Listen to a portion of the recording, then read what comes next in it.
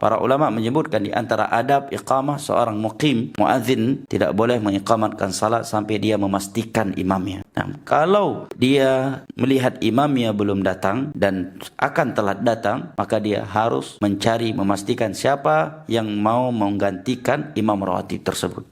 Tidak langsung iqamah, setelah itu saling tunjuk menunjuk dan semuanya bersikap tawadhu. Karena kebetulan maghrib dan isya' zuhur dah balik.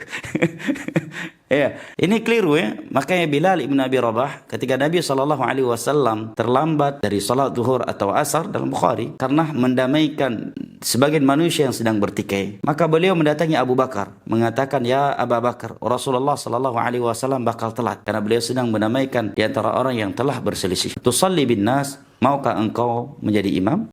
Barulah setelah itu Abu Bakar maju. Kemudian Nabi SAW datang bermakmum di belakang Abu Bakar. Karena Abu Bakar tahu kedatangan Nabi, maka beliau pun mundur ke belakang. Kemudian Nabi SAW melanjutkan salatnya. Syahidnya adalah Abu Bakar radhiyallahu anhu atau Bilal tidaklah langsung iqamat sampai beliau memastikan siapa yang akan menggantikan Nabi SAW. Ini di antara fikih yang diselisihi oleh sebagian muazzin hari ini. Oleh karenanya para ulama menyebutkan DKM masjid seluruhnya harus dibekali ilmu tentang adab-adab masjid. Dan di dalam ilmu fikih ada pembahasan khusus. Bahkan dalam Sahih Bukhari ada kitab berjudul Kitabul Masajid. Kitabul Masajid. Dalam Sahih Muslim juga ada judul Kitabul Masajid. Dalam Sunan Abi Daud juga ada pembahasan Kitabul Masajid. Sunan Ibnu Majah Kitabul Masajid. Dalam Sunan Tirmidzi juga ada pembahasan Kitabul Masajid. Jadi enggak asal. Banyak hukum yang sangat detail dan sangat rinci yang berkaitan dengan masjid ya, atau hal yang dilakukan di dalam masjid.